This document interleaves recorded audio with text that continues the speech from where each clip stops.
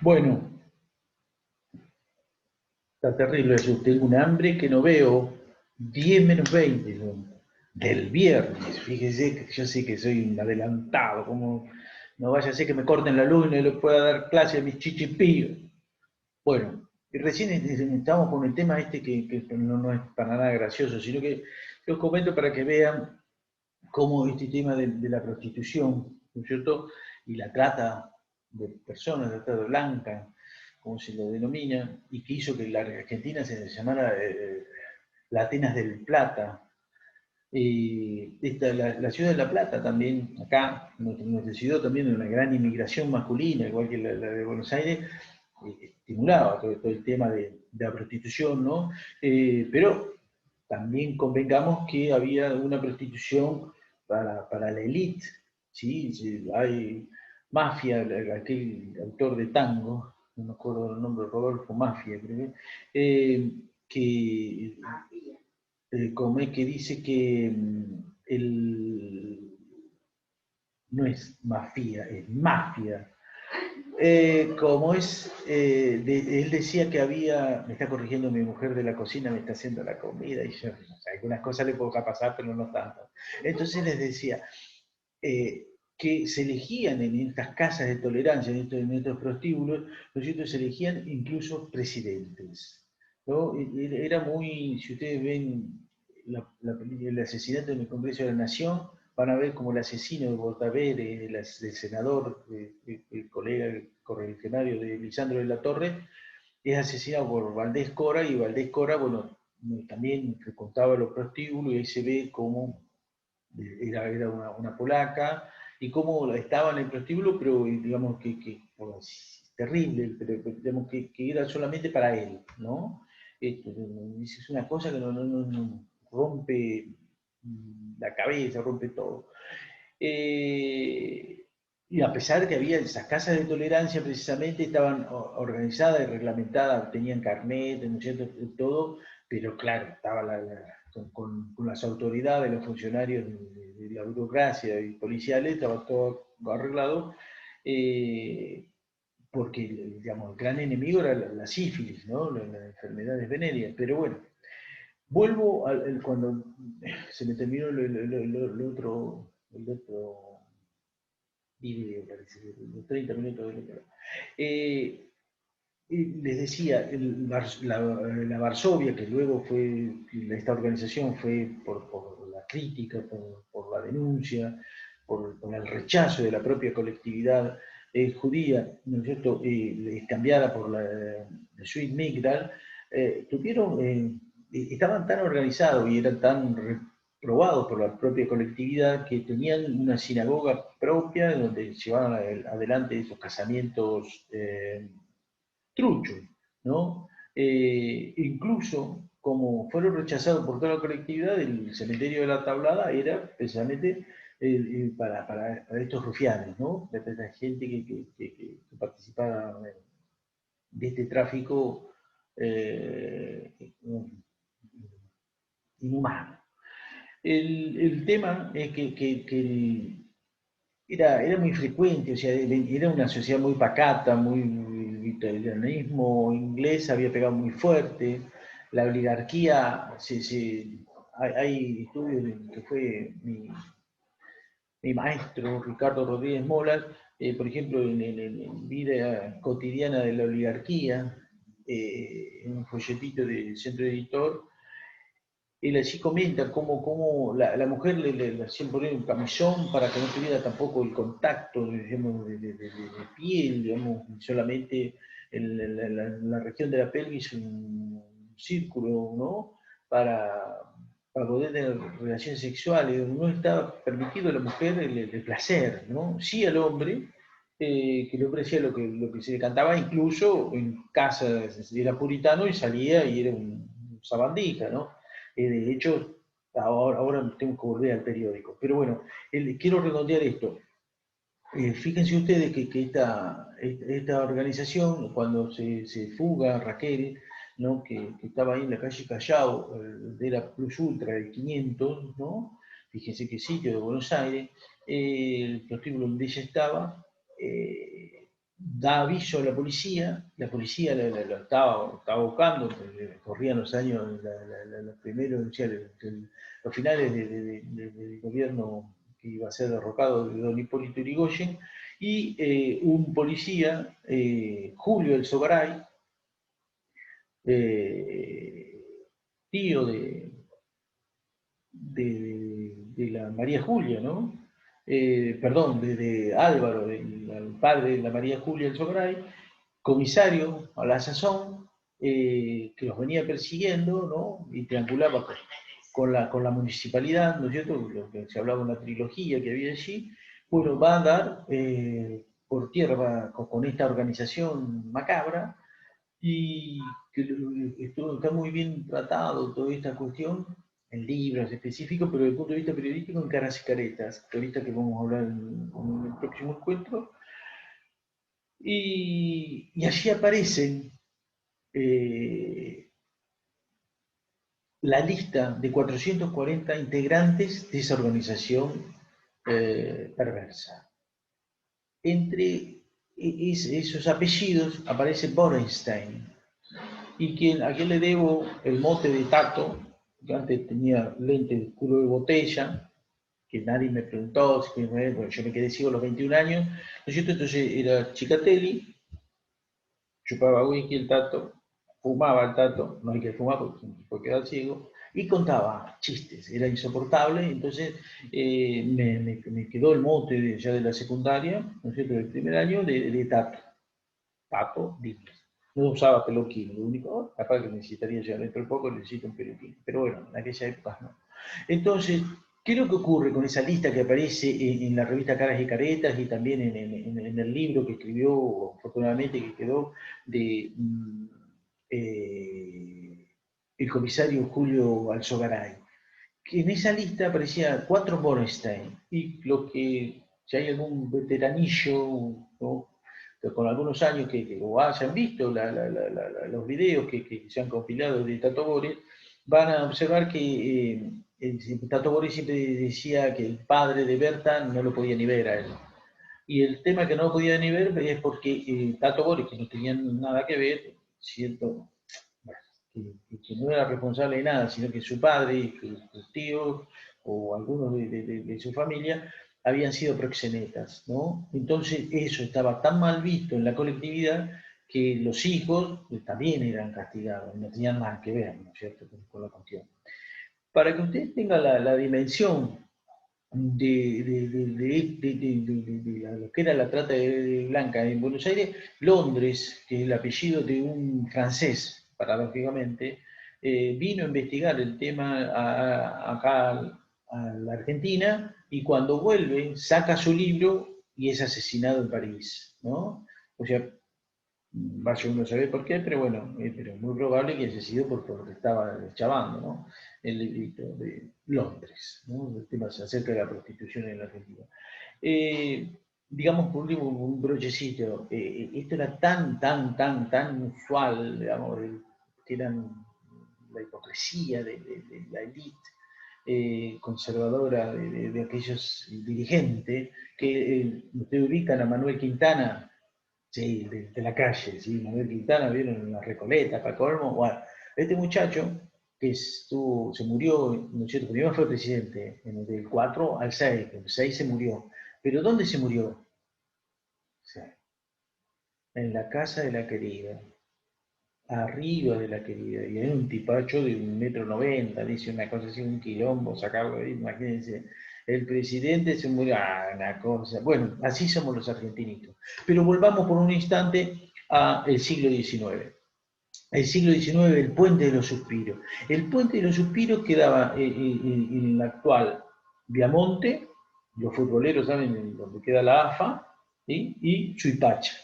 Ahí corría, vieron que Buenos Aires está todo para el río, ¿no? Entonces viene en bajada, hoy estaba lleno de arroyos como la ciudad de La Plata, esto está lleno de arroyuelos y cosas, ¿no?, que están entubados. En Buenos Aires pasa lo mismo, y allí, ¿no es cierto?, en aquel momento, bueno, no estaban entubados, estamos hablando del año 1878, y entonces había un puente, y le llamaban ahí, ¿no es cierto?, que por abajo iba el arroyito este, se llamaba el Puente de los Suspiros, porque ahí precisamente estaba la zona de burdeles, de prostíbulos, ¿no? La calle Junín, por ejemplo, impresionante la cantidad y de toda categoría. Había para los nenes bien, para los más o menos, para los pobretones, ¿no es cierto? Para todo el mundo había, para los extranjeros que venían a la Argentina. Entonces el Puente de los Suspiros, como les decía, sale el 9 número, Ramón Guerrero fue su director y criticaba el tema de la trata de blanca. Entonces él decía que todas las mujeres que pudieran escaparse, que vinieran, que él las iba a proteger y que las iba a denunciar, y que iba a denunciar al proxeneta, al rufián, al cafiolo que la regenteaba, y que la iba a devolver en caso de ser una extranjera, una polaca o una francesa, a su tierra natal, ¿no?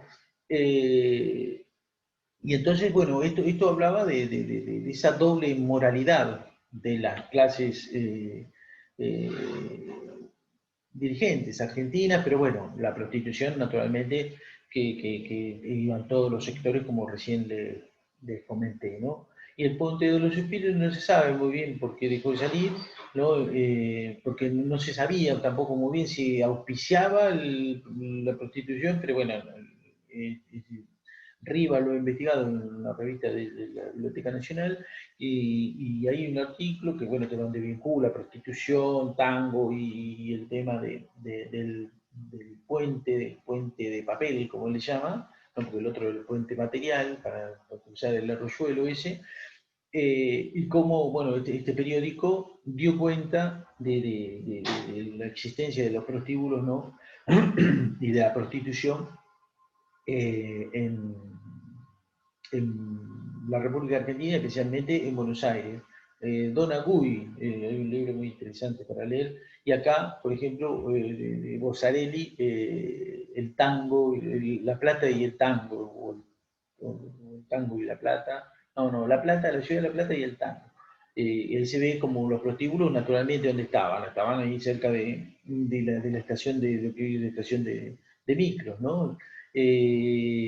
Porque la estación de trenes, les cuento que hasta 1906 estuvo lo que hoy es el pasaje de Bernardo Rocha, ¿sí?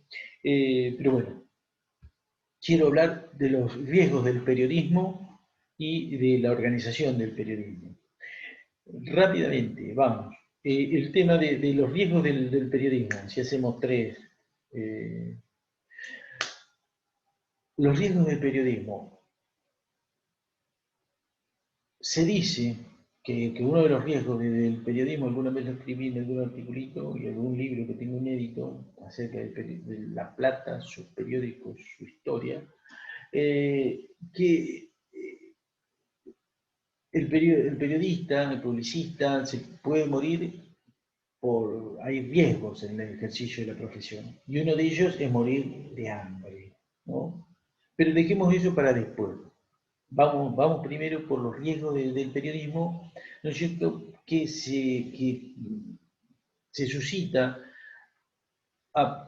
posteriormente a la caída de Rosas. Rosas estaba totalmente prohibido los duelos. Cuando cae el gobierno rosista, todos los que estaban en los argentinitos, que estaban en la banda oriental, en Montevideo, tenían un contacto impresionante con lo que era Europa, ¿no? Entonces en Europa estaba extendido el tema de los duelos. Y acá como íbamos a hacer menos, también tiene que haber duelos. Y hubo duelistas muy famosos, entre comillas, por así decirlo.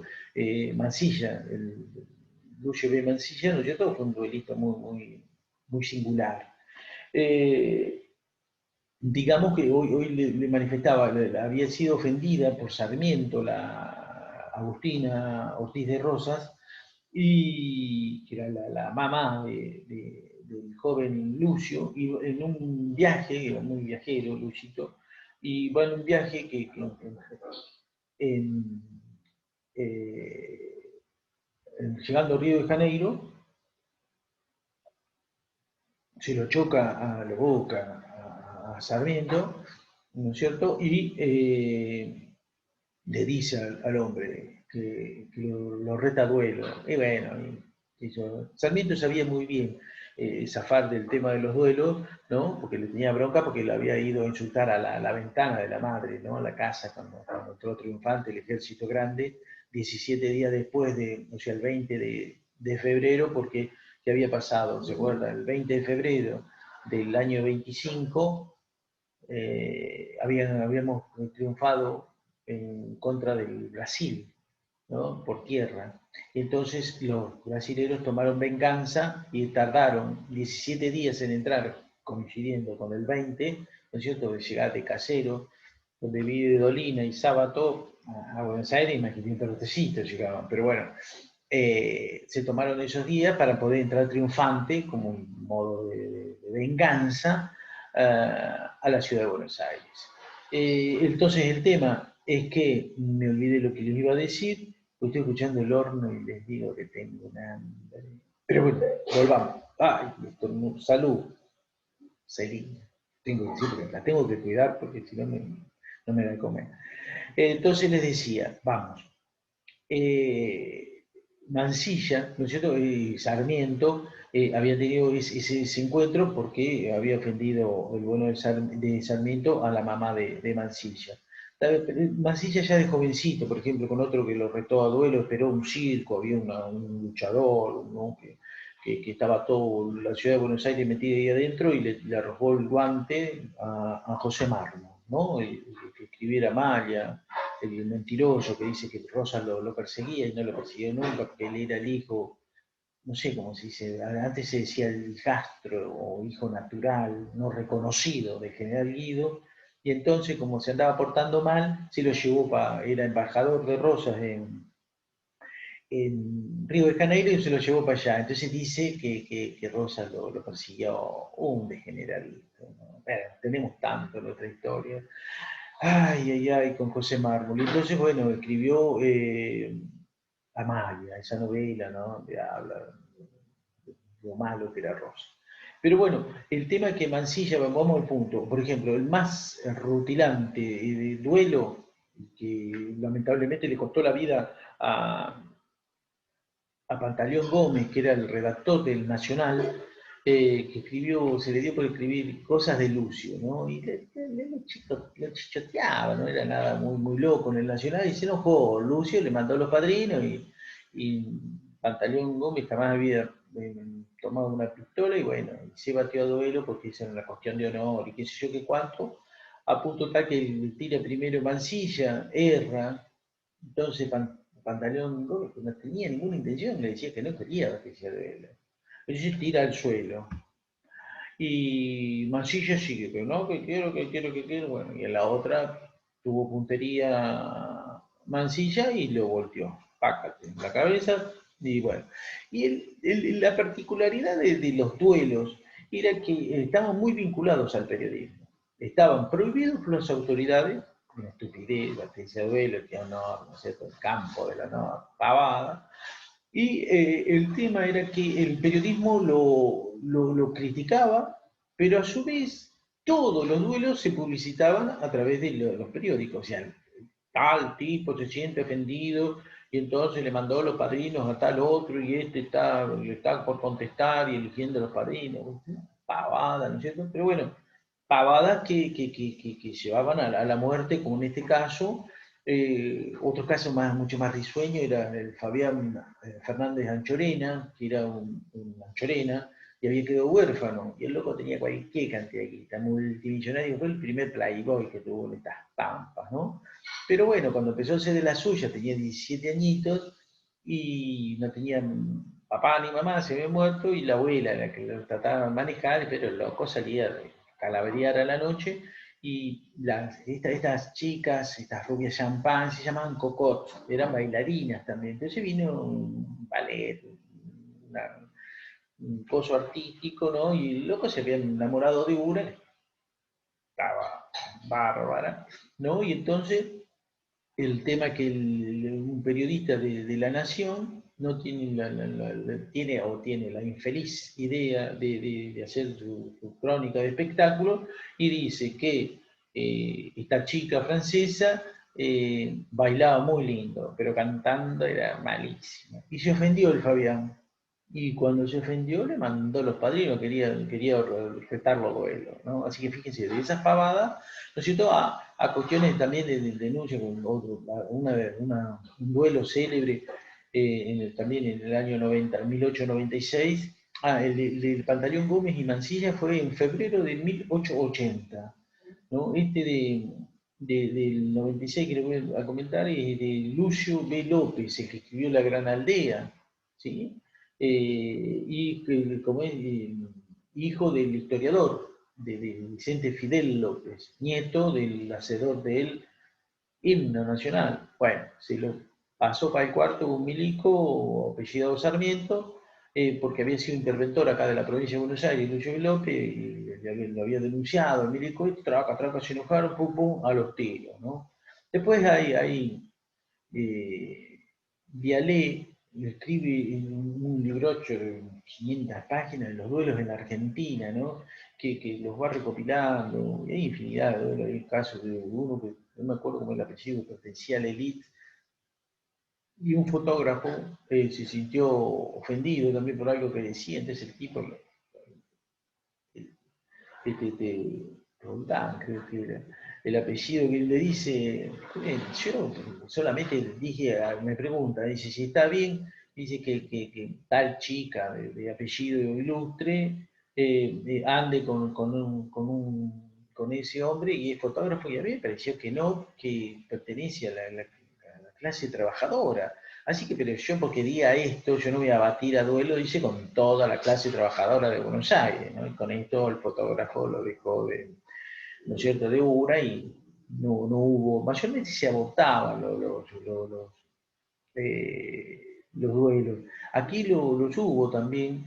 eh, Me veo tentado, fue director del diario El Día, y le voy a tener que preguntar a mi mujer, si ustedes me permiten que le pregunte a mi mujer cómo se llamó el director del diario El Día y luego del diario Buenos Aires, que fue gran duelista. Carlos Olivera. Carlos Olivera, ella es mi disco rígido. Si no fuera por ella, yo no tendría la pancita que tengo, ni tampoco el saber, porque la tipa, no solamente que me lee, no, también tengo una, ahora ya se está jubilando y ya no me lee más, pero ella me lee, me explica y yo después trato de transmitir, por eso no me sale todo bien, pero bueno. Bueno, entonces, Carlos Olivera también fue un duelista bastante singular, ¿no? Que estaba acá en La Plata, director de periódicos, y ¿saben? Él tenía un seudónimo, Alma Buena. ¿Y con quién polemizaba? Acertaron, con Bonifacio Palacio, ¿no? Que quien es Alma Fuerte. ¿Sí? Por eso Alma Fuerte eligió, o sea, Palacio eligió ese seudónimo cuando también vivía acá en la Plata. Y bueno, y les digo, como para que tengan, que escribió en todo diario de acá en la ciudad, menos en el diario El Día. No escribió una fuerte en el diario El Día. Bueno, eh, entonces el tema del riesgo del periodismo también estaba, no solamente que había periodistas que también los fajaban, le mandaban matones, me acuerdo, había uno café en Rosario que los fajaron, le mandaron unos matones que lo dejaron de cama, ¿no es cierto? Muchos casos así de abril y esas cosas, pero el tema de los duelos era lo que, bueno, llevaba la vida de muchos, ¿no? Después, más adelante, les voy a contar cuál fue el último duelo que hubo, ¿sí? Ahora me lo guardo. Es mi ídolo personal y espero que sea de todos ustedes. Pero bueno, después se lo cuento en otra ocasión. Quiero pasar a la organización del periodismo. Wow. El tema es que el periodismo, o sea, lo que nosotros conocemos, que encumbraba tanto a quienes ejercían el periodismo, un Sarmiento, un Mitre, una Avellaneda, a un Pellegrini, está bien.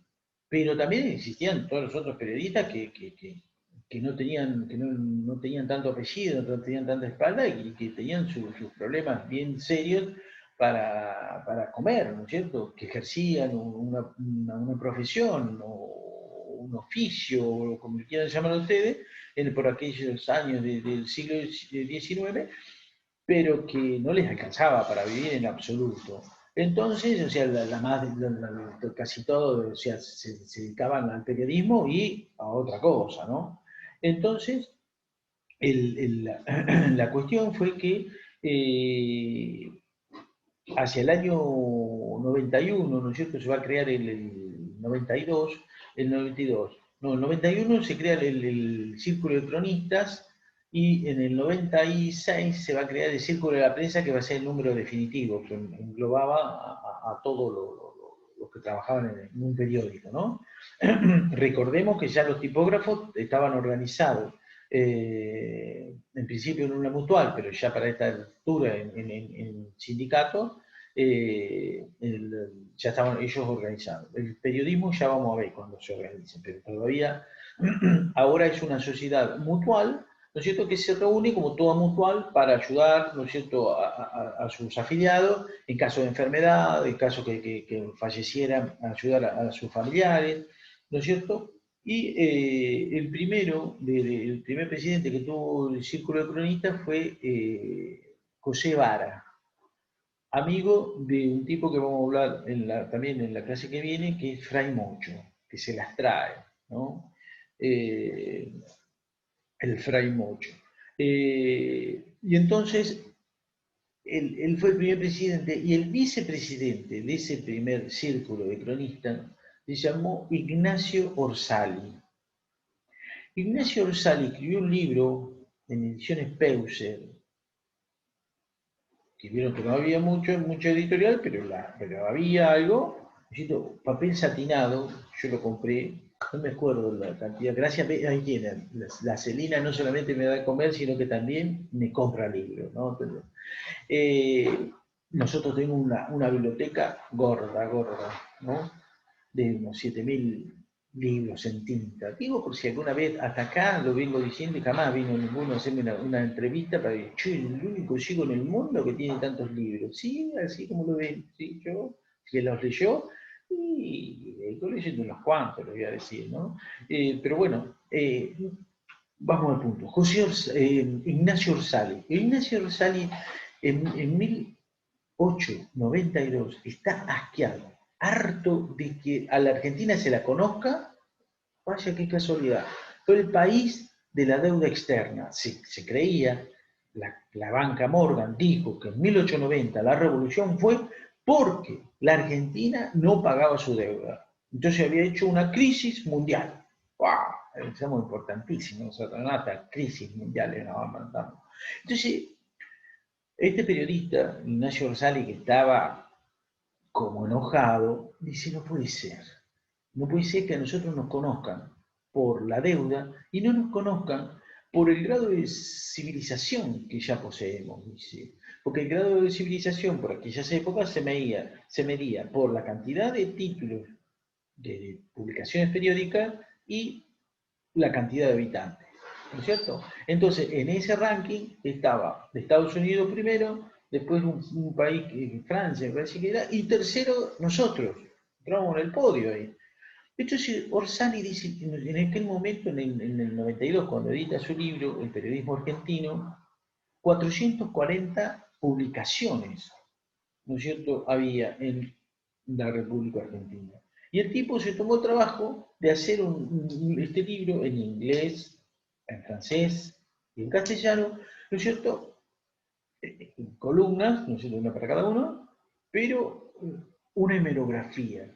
¿Sí? Una hemerografía es consignar el título, el director, de dónde es, cuál es el perfil que tiene. Bueno, todas estas cuestiones las fue relevando Orsale y sacó ese libro para demostrar al mundo especialmente el grado de civilización que había alcanzado la República Argentina y que se la conociera por ello y no por ser un país deudor, ¿no es cierto? La deuda externa, que aquella que nos regalara Rivadavia, ¿no es cierto?, que se tardaron 100 años en pagar la deuda, ¿recuerdan la del Baring Brothers?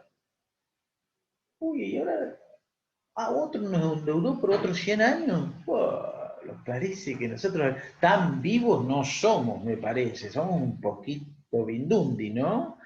Porque, bueno, acuérdense, ¿no es cierto? Que hay que votar cualquier cosa menos la derecha. Y ya está. Y entonces, más o menos, no digo que vamos a andar bien porque tenemos cada uno, pero bueno, ¿no? Vamos a andar mucho mejor.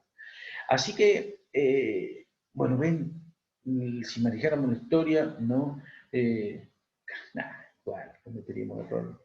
Insisto, tan vivos no somos. Bueno, entonces la cuestión, ¿no es cierto?, es que el periodismo se empieza a organizar porque precisamente, o sea, había un problema insoluble hasta que era quien ejercía esta bendita la profesión del periodismo no podía vivir de lo que ganaba, ¿no? Y ya había ya algunos que también trabajaban en varios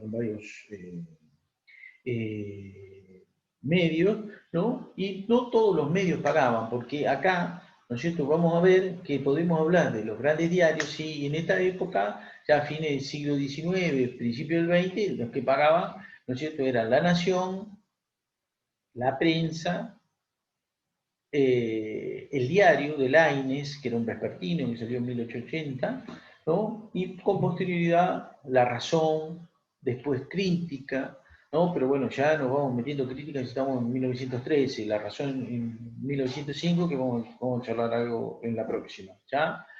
Eh, bueno, yo diría que con esto le podría decir, voy a aprovechar este último, le voy a hablar muy sintéticamente de la bohemia, porque, ¿qué hacían los periodistas? ¿No es cierto? Como yo les decía, por ejemplo, pensemos en Florencio Sánchez, que anduvo por acá, trabajó acá con Bucetich, trabajó en el diario El Día, y después anduvo por Buenos Aires, ¿no es cierto? Y cuando escribía la Gringa, Mi hijo el doctor, ¿saben dónde lo escribía? Iba al correo, en los talonarios para hacer los telegramas, él los afanaba, y del reverso que estaba en blanco, allí escribió lo que hoy, ¿no es cierto?, forma parte de la literatura clásica rioplatense, ¿no? Entonces, bueno, eso es lo que la bohemia. Después les hablo un poquito más en la próxima. Dejamos acá porque si no nos pasamos ya 22 y 10. ¡Guau! Bueno, nos vemos. Saludos. Uy, casi volví. Mira, así.